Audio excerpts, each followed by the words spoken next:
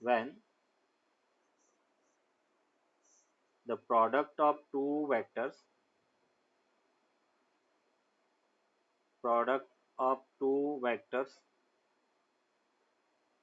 give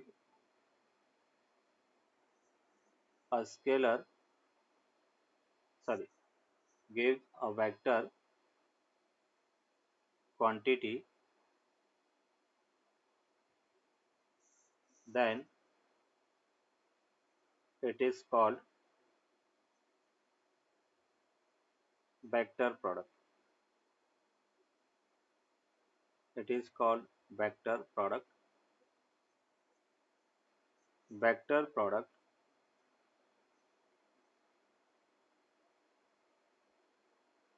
is represented. Vector product is represented by putting a cross between two vectors. Hence, it is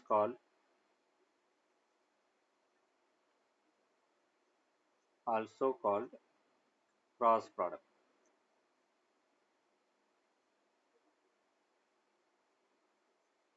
Cross product.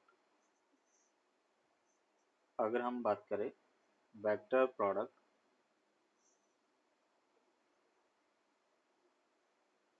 Of A vector and B vector, तो उसको हम लिखेंगे A vector cross B vector. A vector और B vector का अगर vector product लिखना है तो हम इसको ए इंटू बी नहीं पढ़ेंगे, ए क्रॉस बी वेक्टर पढ़ेंगे। क्या पढ़ेंगे? A cross B vector. And A cross B vector होता किसके इक्वल है?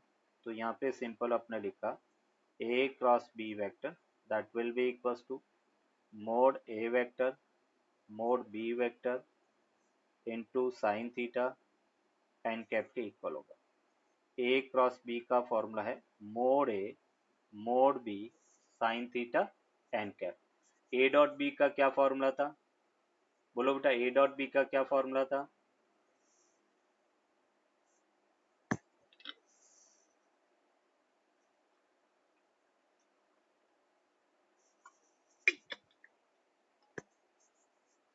ए B cos theta. Yes, mod A mod B cos theta या A B cos theta. A cross B mod A mod B sine theta into N cap. बेटा ये vector है इसलिए N cap उसकी direction बताता है। Where N cap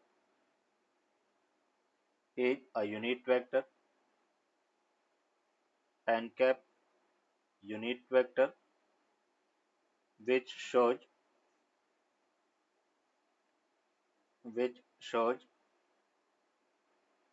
the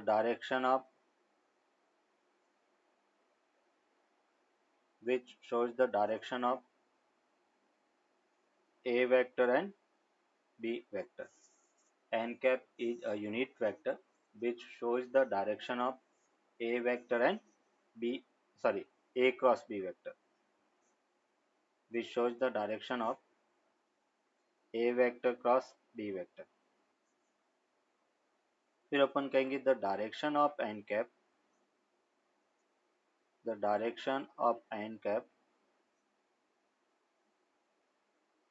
is n cap or a cross b vector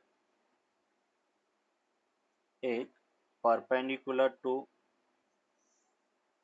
the plane containing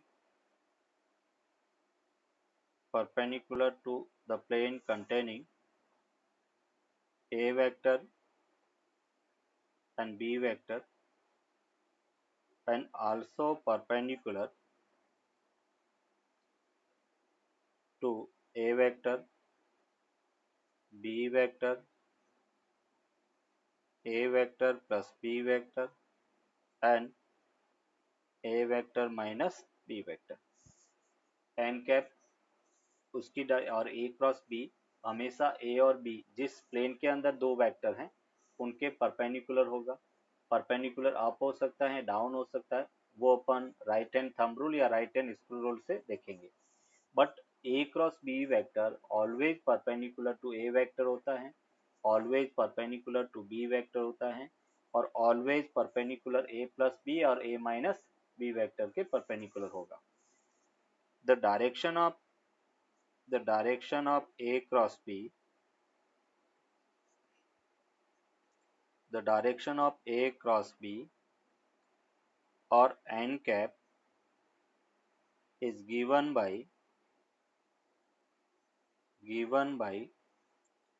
right hand thumb rule, right hand thumb rule or right hand screw rule. Right hand screw rule.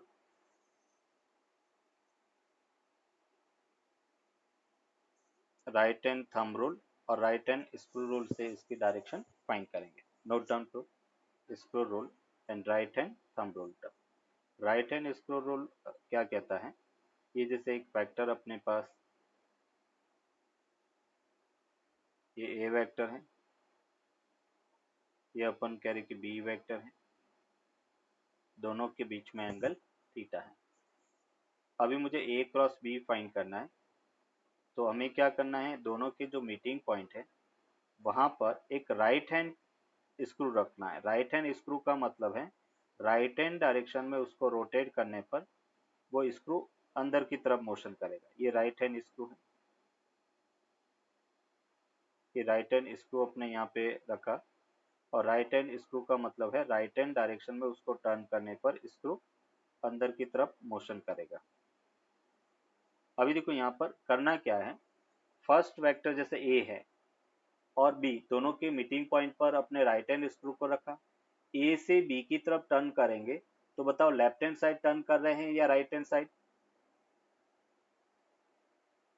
बोलो बेटा, ए से be turn करेंगे तो side, left hand side या right hand side?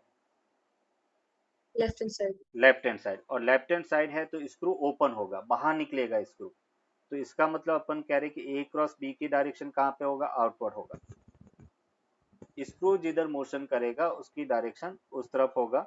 मतलब हम कह सकते हैं कि ए क्रॉस बी और एन कैप वो बेटा प्लेन के परपेंडिकुलर होगा। देखो ये अपन कह रहे कि ए क्रॉस बी ऐसे है बेटा, प्लेन में रखा है तो ये उसके परपेंडिकुलर है ऐसे, और बाहर की तरफ उसकी डायरेक्शन है। ए और बी जिस प्लेन में लाई कर रहे हैं उसके परपेंडिकुलर आउटवर्ड डायरेक्शन में अपन कह रहे हैं ए क्रॉस बी की डायरेक्शन होगी। दैट मीन्स हम यहाँ पे ये कह सकते हैं कि A cross B that will be equals to mod B sine theta और डायरेक्शन डॉट, डॉट का मतलब आउटवर्ड डायरेक्शन।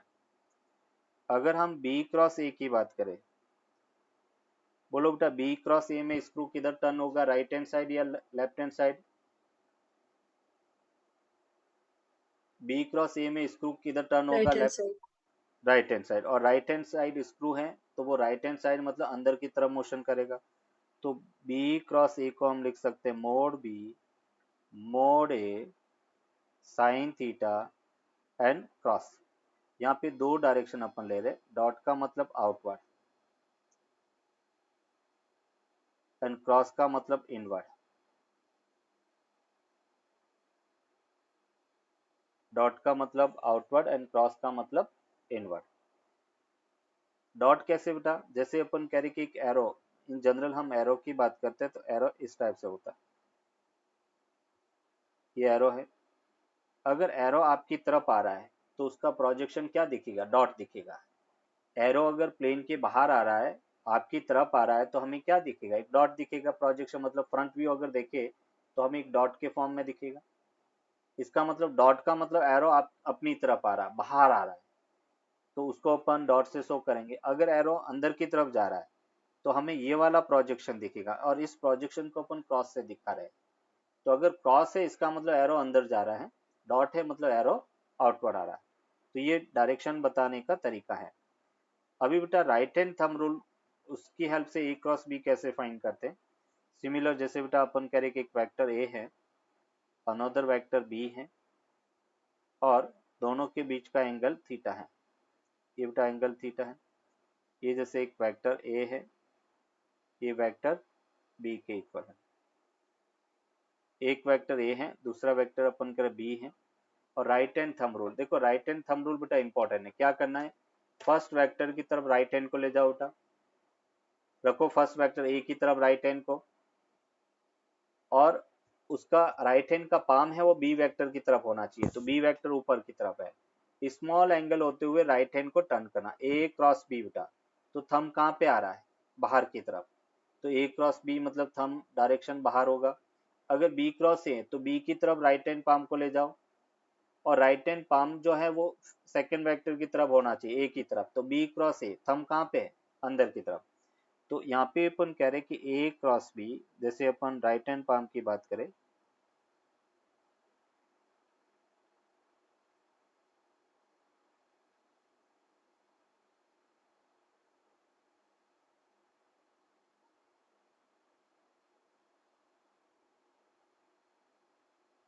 ये जो थंब है वो बेटा ए क्रॉस बी की डायरेक्शन को बताएगा। तो ए क्रॉस बी अगर अपन देखें बेटा, A cross B that will be equals to mod A mod B sine theta, और डायरेक्शन डॉट हो गया। अगर हम बी क्रॉस ए की बात करें तो ये होगा mod B mod A sine theta and cross हो गया। B cross A mod B mod A sine theta inward होगा, A cross B mod A mod B sine theta outward होगा।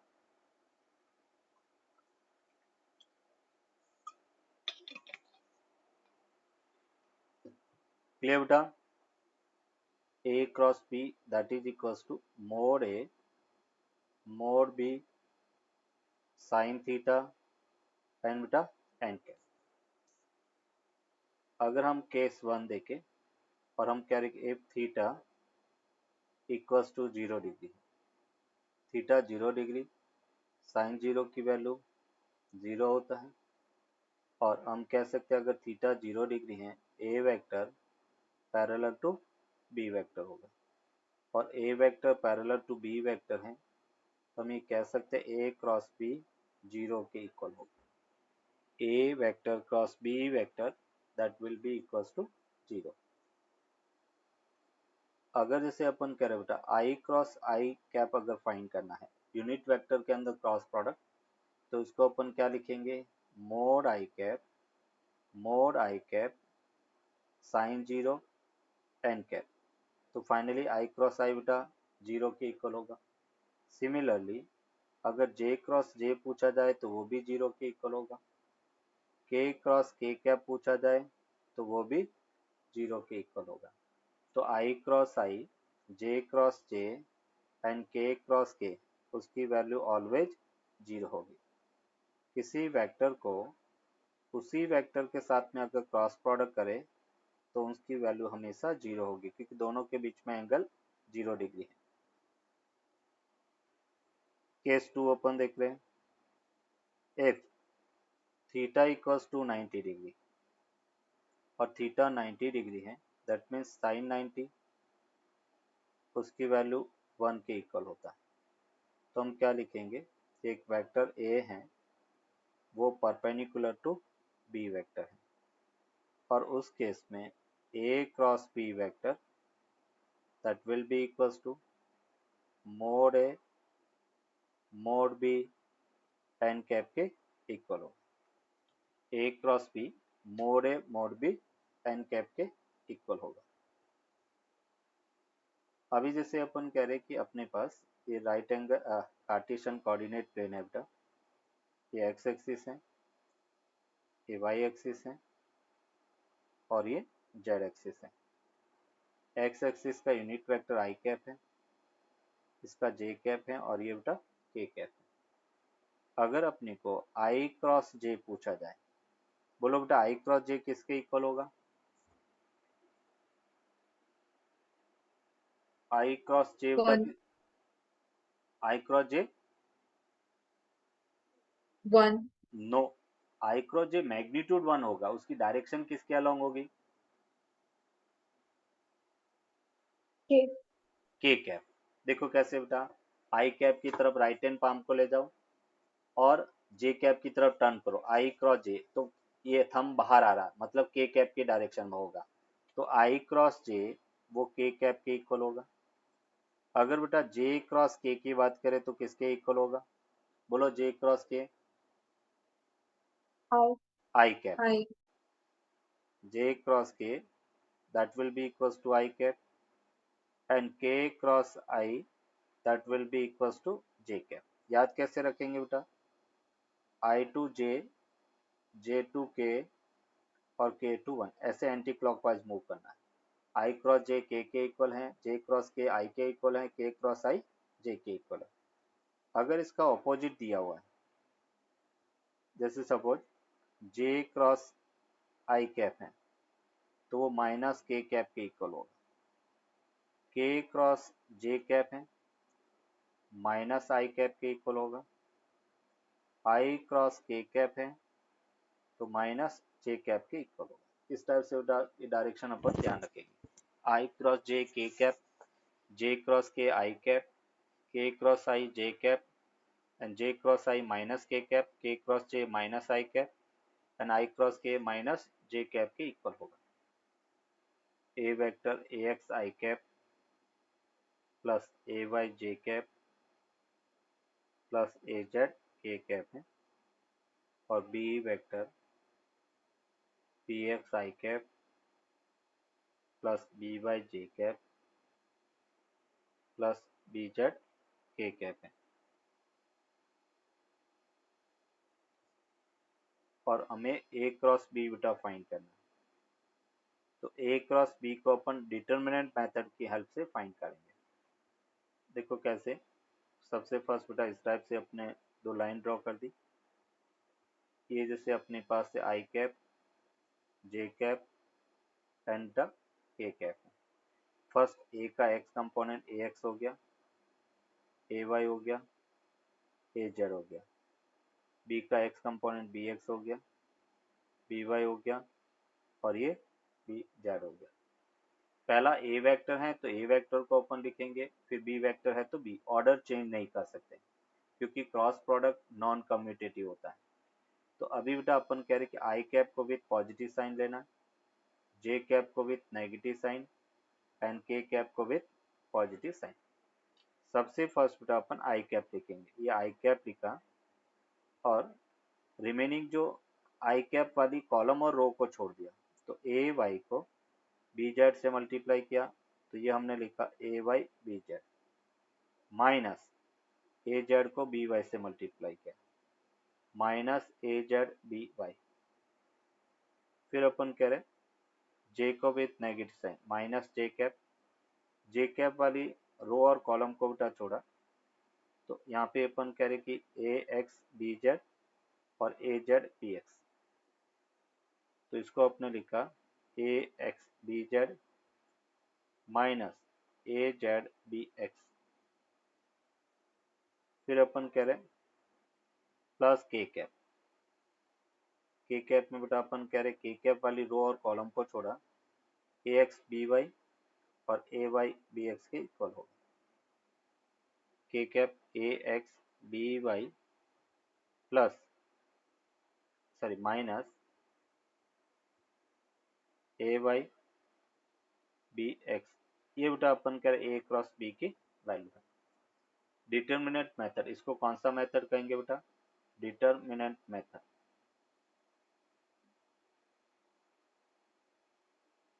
इस डिटर्मिनेंट मेथड की हेल्प से अपन इसको solve करेंगे। अभी देखो इससे रिलेटेड एक एग्जांपल देखते हैं कैसे अपन इसको फाइंड कर सकते हैं। तो ये जैसे अपने पास एक वेक्टर ए दिया हुआ है, 2 I cap minus 3 J cap minus के कैप है, and B vector that is equals to 2 J cap plus 3 K cap के इक्वल है। Find A cross B vector, A cross B vector की value find करें। Yes, sir. ये इसका answer होगा -7 i cap -6 j cap +4 k cap. First property बेटा अपन कहेंगे non commutative. Dot product commutative होता है जबकि क्रॉस प्रोडक्ट नॉन कम्यूटेटिव है। नॉन कम्यूटेटिव का मतलब A cross B vector is not equals to B cross A vector. A cross B वो बेटा बी क्रॉस ए के इक्वल नहीं होता। A cross B is not equals to B cross A vector. अगर equal अपने को लिखना है तो क्या लिखेंगे? तो हम यहाँ पर कह सकते हैं कि A cross B vector equals to minus of B cross A vector के इक्वल होता है। इक्वल लिखेंगे मतलब डायरेक्शन दोनों की ऑपोजिट होता है। अगर हम मैग्नीट्यूड की बात करें, mod A cross B equals to mod B cross A है। मैग्नीट्यूड दोनों का इक्वल पर डायरेक्शन ऑपोजिट होगी। नेक्स्ट अपन बात करेंगे डिस्ट्रीब्यूटिव प्रॉपर्टी। जैसे हमने कहा था डॉट प्रोडक्ट को डिस्ट्रीब्यूट कर सकते हैं, उसी टाइप से क्रॉस प्रोडक्ट को भी अपन डिस्ट्रीब्यूट कर सकते हैं। एंड डिस्ट्रीब्यूटिव प्रॉपर्टी में अगर अपने को गिवन है कि A cross B vector plus C vector है तो हम क्रॉस प्रोडक्ट को अलग अलग डिस्ट्रीब्यूट कर लेंगे। ए क्रॉस बी वेक्टर प्लस ए क्रॉस सी वेक्टर के इक्वल होगा। A cross B vector plus A cross C vector के इक्वल होगा। अभी जैसे बेटा प्रॉपर्टी के बाद में हम बात करेंगे application of cross product. Application of cross product या वेक्टर प्रोडक्ट।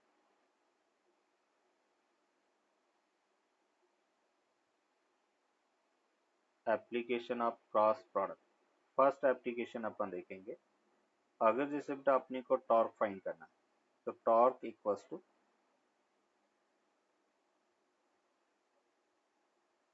टॉर्क अगर फाइंड करना है, ये रोटेशन में ये क्वांटिटी अपन पढ़ेंगे। Torque is the turning effect of the force बेटा, और टॉर्क होता है R cross F vector. R यहाँ पर पोजीशन वेक्टर को रिप्रेजेंट कर रहा है, पोजीशन वेक्टर है, और एफ है वो फोर्स को रिप्रेजेंट कर रहा है। तो force R cross F vector, इसको बेटा एफ क्रॉस आर नहीं लिख सकते क्योंकि ये नॉन कम्यूटेटिव है। सेकेंड बेटा अपन कह रहे हैं कि अगर एंगुलर मोमेंटम की बात करें, एंगुलर मोमेंटम ये भी रोटेशन मोशन में पढ़ेंगे। Angular momentum that is L vector, और एल वेक्टर होता है आर क्रॉस पी वेक्टर, जहाँ पे आर सेम पोजीशन वेक्टर है,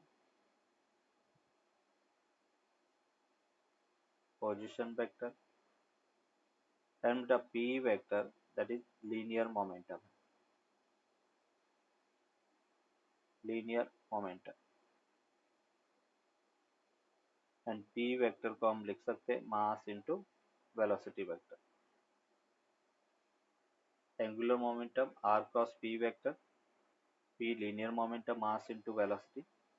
अगर हम सर्कुलर मोशन में वेलोसिटी और एंगुलर वेलोसिटी में रिलेशन देखें तो बी वेक्टर इक्वल्स टू होता है omega cross R vector. Omega that is called angular velocity, angular velocity है। फोर्थ अपन कह रहे हैं torque angular velocity, acceleration, tangential acceleration.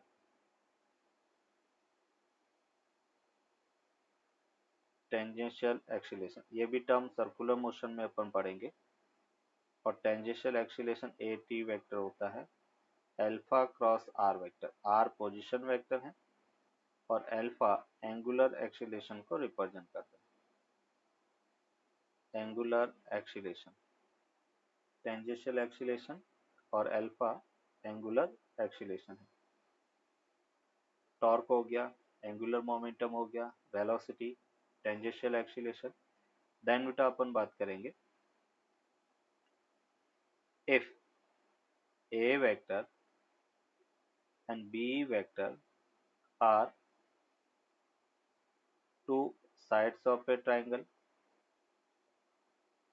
sides of a triangle. If A vector and B vector are two sides of a triangle, then area of triangle equals to half mod A cross B के equal होगा। ए और B triangle की अगर कोई दो sides है, कोई भी दो साइड्स हो सकती है, सेम ऑर्डर में होना कोई जरूरी नहीं है, कोई भी दो साइड्स ए और बी है, तो ट्राइंगल का area half mod A cross B के इक्वल होगा। Area of triangle, area of triangle general formula क्या होता है ट्राइंगल का एरिया? तो एरिया ऑफ ट्राइंगल होता है हाफ बेस इंटू हाइट होता, हाफ बेस इंटू हाइट। अभी जो गिवन ट्राइंगल है उसमें बेस क्या होगा? ए होगा, है ना, ए का मैग्नीट्यूड, तो इसका बेस को मैंने मोड ए लिख दिया। हाइट किसके इक्वल है? तो मोड बी साइन थीटा, और mode A mod B sine theta को अपन लिख सकते हैं half mod A cross B, half mod A cross B होगा। ये अपन कह रहे कि ट्राइंगल का एरिया का फॉर्मूला होगा। अभी अपन कह रहे कि जब, जैसे एक एग्जांपल बेटा अपन देखते हैं, हम कह रहे कि तीन, एक ट्राइंगल है उसकी इस टाइप से तीन साइड से, एक साइड ए है, ये दूसरी साइड है, और ये अपन कह रहे कि सी है। तो इसमें जरूरी नहीं है कि अपन ए और बी की बी साइड ले, जैसे ये ए हो गया, ये बी है, ये सी है। जब भी अपन कह रहे कि इसका एरिया फाइंड करना, तो एरिया को अपन लिख सकते हैं half mod A cross B find करेंगे तब भी वही मिलेगा, half mod B cross C find करेंगे तब भी सेम एरिया मिलेगा, क्योंकि एक ही ट्राइंगल है। Half mod C cross A, कोई भी दो साइड है उसकी हेल्प से अपन area of the triangle find करेंगे, तीनों में अपने को सेम वैल्यू मिलेगी।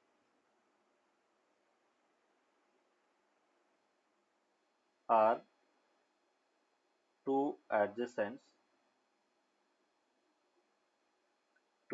adjacent sides of a parallelogram, two adjacent sides of a parallelogram. A vector and B vector are two adjacent sides of a parallelogram, then area of parallelogram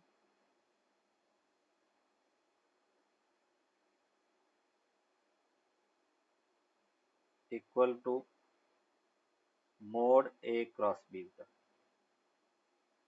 ए और B अगर parallelogram की दो sides है तो उसका area mode A cross B के equal होगा। देखो इसको प्रूव करते, ये जैसे अपन करें कि एक ए है, ये दूसरा वेक्टर बी है, ए के पैरेलल ए ले लिया और बी के पैरेलल बी ले लिया। तो ये सपोज अपन कह रहे कि एक वेक्टर ए है, ये वेक्टर अपने पास बी है, ए के पैरेलल ए वेक्टर हो गया, बी के पैरेलल बी हो गया, और ये एंगल थीटा हो गया। तो अभी बेटा अपन कह रहे कि ये जैसे इसका डायगोनल है मीटिंग पॉइंट बेटा, वो उसका रिजल्टेंट होगा। अभी हमें रिजल्टेंट की जरूरत नहीं है। देखो हम इस पैरेललोग्राम को दो ट्राइंगल से बना हुआ मान सकते हैं, एक ट्राइंगल ये हो गया, दूसरा ट्राइंगल ये हो गया, और ट्राइंगल की साइड क्या बेटा दोनों में? ए एंड बी ट्राइंगल की दो साइड हैं। तो यहाँ पे अपन कह सकते हैं कि area of parallelogram, area of parallelogram that will be equals to 2 into area of triangle, 2 into area of triangle के इक्वल होगा। तो ये बेटा आपने लिखा 2, एरिया ऑफ ट्राइंगल किसके इक्वल है? ये half mod A cross B बेटा, ए और बी दोनों ट्राइंगल की दो साइड्स है, तो एरिया हाफ मोड 2 से 2 कैंसिल आउट, तो फाइनली अपने को एरिया मिला mod A cross B, area of parallelogram mod A cross B के इक्वल होगा। Application number 7, if C vector and D vector are two diagonals, C vector and D vector are two diagonals of a parallelogram,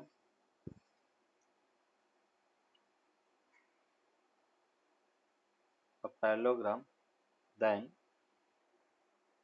the area of parallelogram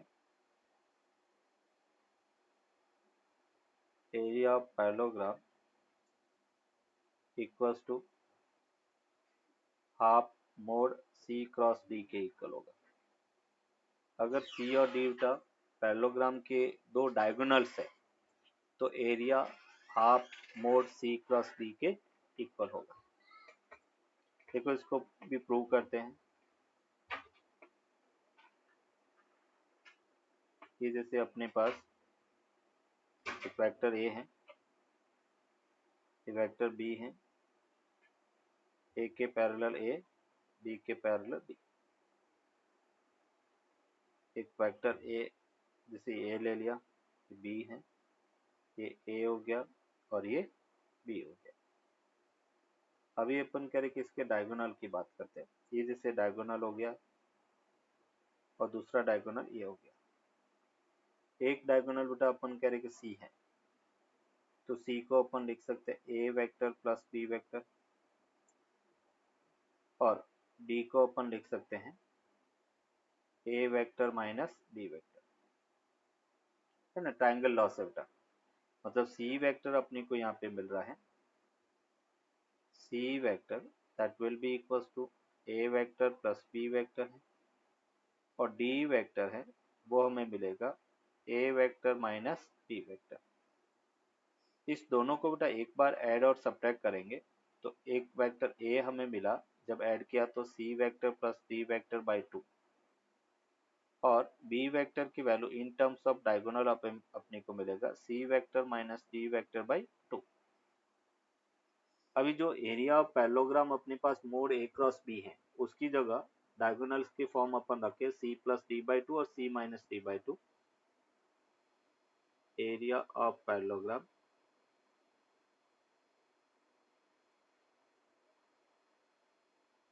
that will be equals to mod A cross B vector. अभी इसकी जगह A को अपन लिख सकते हैं C vector plus D vector by 2 cross C vector minus D vector upon 2, और ये अपने पास 1/4 मैंने बाहर ले लिया। इसको हम लिखते हैं C cross C vector minus D vector plus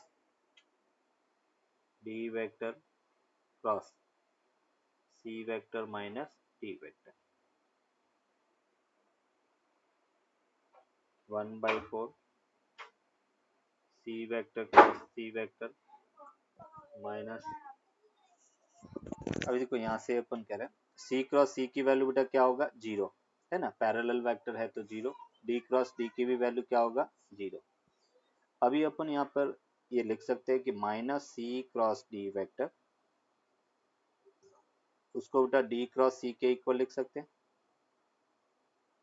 तो देखो अपने को क्या मिल रहा है, 1/4 mode 2 times D cross C vector. एक D क्रॉस C ये था, एक D क्रॉस C ये हो गया, और इस 2 से 2 बेटा कैंसिल आउट हो गया, तो फाइनली अपने को मिला 1/2 D क्रॉस C, या हम उसको लिख सकते हैं 1/2 C क्रॉस D के इक्वल। वो अपन देख रहे हैं condition for two parallel vectors, that means A और B दोनों पैरेलल है तो दोनों के बीच का एंगल 0 होगा, और एंगल 0 है तो A क्रॉस B की वैल्यू क्या होगा, 0 होगा। यहाँ पे अपन कह रहे हैं कि अगर A cross B upon find करें, फर्स्ट जैसे हमने कहा कि I cap, J cap, K cap, first vector बेटा AX हो गया, AY हो गया, AZ हो गया, BX हो गया, BY हो गया, और ये BZ हो गया। फर्स्ट वेक्टर अपन कह रहे कि आई कैप है, तो I cap with plus sign, J cap with minus sign और K cap with plus sign, इसका क्रॉस प्रोडक्ट 0 के इक्वल होना चाहिए। अभी अपन कह रहे कि I cap same as it is, इस कॉलम और रो को छोड़ा A Y into B Z, A Y B Z minus A Z B Y, A Z B Y minus J cap, इस कॉलम रो को छोड़ा A x B Z, A x B Z minus A Z B X plus K cap, इस column row को छोड़ा A x B Y minus A Y B x equals to अपन कह रहे कि 0 के equal होगा। अभी बेटा अपन कह रहे ए क्रॉस बी अगर 0 है, इसका क्या मतलब हुआ कि अगर कोई वेक्टर 0 है, और वेक्टर 0 तभी होगा जब उसका x कंपोनेंट 0 होगा, y कंपोनेंट 0 होगा और z कंपोनेंट 0। तो पहले अपन इसका x कंपोनेंट को 0 करते हैं, मतलब A Y B Z minus A Z B Y that must be equals to 0। जब इसको 0 किया तो यहाँ से अपने को मिला A Y upon B Y equals to A Z upon B Z, equation 1 मिला। सेम थिंग y कंपोनेंट को भी 0 रखते हैं, A x B Z minus A Z B x equals to 0। और जब ये दोनों 0 हैं तो यहाँ से अपने को मिला A x upon B x equals to A Z upon B Z, ये बेटा 0 हो गया। और यहाँ से देखो अपने को क्या मिल रहा है, a Y b Y A Z b Z के इक्वल है, ए एक्स बी एक्स वो भी ए जेड बी जेड के इक्वल है। दैट मीन्स हम ये कह सकते हैं कि a x upon B x, a x upon B x that will be equals to A Y upon B Y equals to A Z upon B Z के equal हो। ये बेटा condition for two parallel vectors है। अगर दो vectors parallel हैं that means A x upon B x equals to A Y upon B Y equals to A Z upon B Z के equal होगा। Unit vector perpendicular to A vector and B vector, दो vector है A और B और एक ऐसा unit vector find करना है that is perpendicular to A and B, तो हम उसको लिख सकते हैं N cap that will be equals to A cross B vector upon mod A cross B vector के इक्वल होगा। N cap equals to A cross B vector upon mod A cross B के equal होगा। अभी देखो इससे related example देखते हैं। जैसे अपने को कहा गया कि if A vector equals to 2 I cap minus J cap plus 2 K cap and B vector equals to 3 I cap plus 2 J cap plus K cap के इक्वल है, then find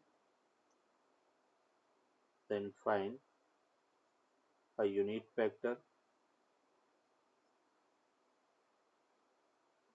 which is perpendicular to a vector and b vector. A vector and b vector given है, then find a unit vector which is perpendicular to a vector and b vector. Determinant method से find करेंगे।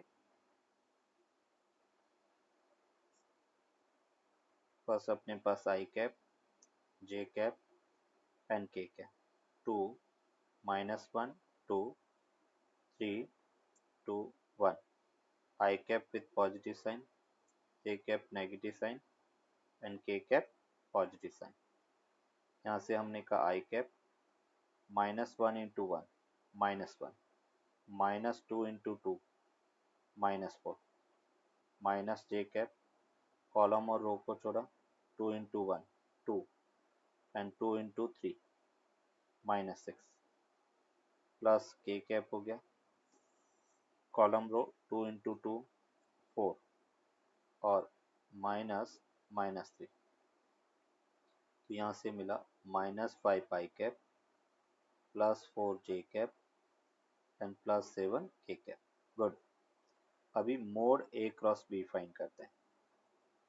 तो mode a cross b हमें मिला √ 5 का square 25, 4 का square 16 और 7 का square 49, and that will be equals to what, 16 और 50 75 और ये हो गया 80 90 हो गया, और उसको हम 3√10 लिख सकते हैं। सही है बेटा, correct answer,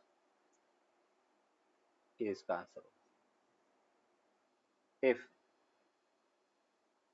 a vector plus b vector plus c vector equals to 0 है। अपन कह रहे कि a b और c तीन वेक्टर है और उन वेक्टर का सम 0 के इक्वल है। और 0 कब होगा, जैसे a वेक्टर हो गया, ये बेटा b वेक्टर हो गया और ये c वेक्टर हो गया। ये a वेक्टर है, ये b वेक्टर है और ये c वेक्टर है। a का ऑपोजिट एंगल अल्फा है, b का ऑपोजिट एंगल बीटा है और c का ऑपोजिट एंगल गामा है। तब अपन कहेंगे कि a अपॉन साइन अल्फा, या इसको अपन ऐसा भी लिख सकते हैं, sine alpha upon a equals to sine beta upon b equals to sine gamma upon c के इक्वल होगा। इसको साइन रूल भी कहते हैं और लामिस थ्योरम भी कहते हैं। Sine alpha upon a equals to sine beta upon b equals to sine gamma upon c। अभी देखो इसका प्रूफ देखते हैं कि भी आए कहाँ से थ्योरम। तो अभी बेटा अभी हमने कहा था कि कोई भी ट्राइंगल है उसकी दो साइड्स, मतलब कोई भी दो साइड्स है उसका एरिया हमेशा इक्वल होता है। तो ट्राइंगल का एरिया बेटा अपन लिख सकते हैं half mod a cross b equals to, हम half mod b cross c भी लिख सकते हैं, equals to half mod c cross d भी लिख सकते हैं, सर c क्रॉस a।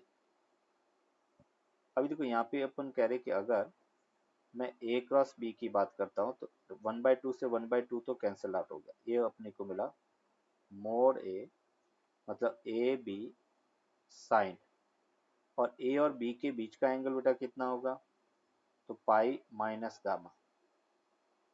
तो ये अपने लिखा sine pi minus gamma equals to B C sine pi minus alpha. B और सी के बीच का एंगल बेटा ये होगा, इस एंगल को अपन पाई माइनस अल्फा लिख सकते हैं, और सी और ए के बीच का एंगल पाई माइनस बीटा होगा। तो यहाँ पे अपने लिखा c a sine pi minus beta. अभी हमें पता है कि pi minus gamma beta sine gamma होता है, सेकेंड क्वाड्रेंट में साइन पॉजिटिव होता है, pi minus alpha sine alpha होगा, pi minus beta sine beta. तो यहाँ से अपने को मिला a b sine gamma equals to B C sine alpha equals to c a sine beta. अभी देखो इस ऊपर वाली फॉर्म में लाने के लिए मैं इस पूरी इक्वेशन को ए बी सी से डिवाइड कर लेता हूँ। कोई भी इक्वेशन अगर इक्वल में है, सेम क्वांटिटी से मल्टीप्लाई सेम क्वांटिटी से डिवाइड अपन कर सकते हैं। तो नेक्स्ट स्टेप में क्या बचा, साइन गामा अपॉन सी हो गया equals to sine alpha upon a बचा, और साइन बीटा अपॉन बी। यही बेटा लामिस थ्योरम है, इसको अपन कहेंगे लामिस की दोनों इस टाइप से पैरेलल हैं। तो लैम्डा की वैल्यू क्या होगा वो अपने को फाइंड करा। A vector equals to i cap plus 4 j cap minus के cap, b vector equals to i cap plus 2 J cap plus lambda k cap are parallel to each other, then find lambda. हम कहेंगे कि if a vector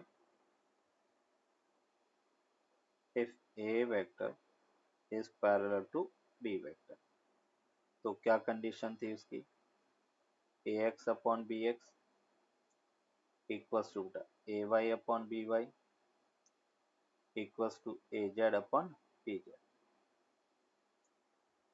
A x अपने पास क्या था 2, B x 1, ये 4, ये 2, ये -1 और ये लैम्डा, इस दोनों को अपने इक्वेट कर दिया।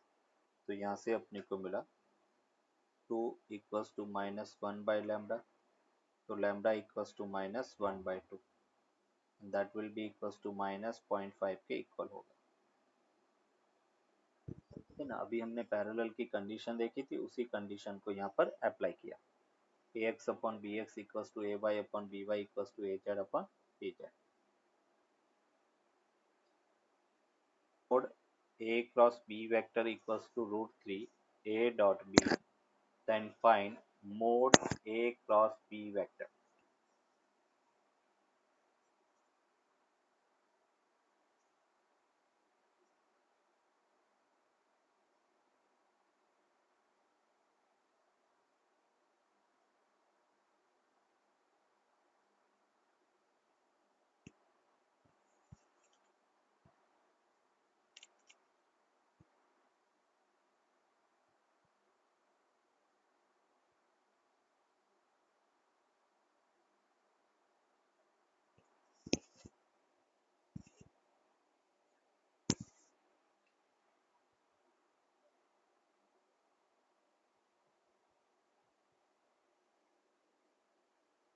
तो कैसे सॉल्व करेंगे? हमें बेटा गिवन है mod a cross b equals to √3 a dot b। Mod a cross b को बेटा अपन लिख सकते हैं mod a mod b and sine theta, और ये √3 same as it is. Mod a dot b को लिख सकते हैं mod a mod b cos theta. Mod a mod b से mod a mod b cancel out, means finally हमें मिला tan theta equals to √3। तो थीटा कितना होगा 60 डिग्री। एंगल बिटवीन ए और बी वेक्टर वो हमें 60 डिग्री मिला। अभी अपने को पूछा गया है मोड ए वेक्टर प्लस बी वेक्टर, ये अपने को फाइंड करना है। तो मोड ए वेक्टर प्लस बी वेक्टर का क्या फॉर्मूला होता है? Under root a square plus b square plus 2ab cos 60। cos 60 1/2 और 2 कैंसिल आउट हो गया। तो फाइनली हमें मिला a square plus b square plus a b whole power 1/2 के इक्वल हो।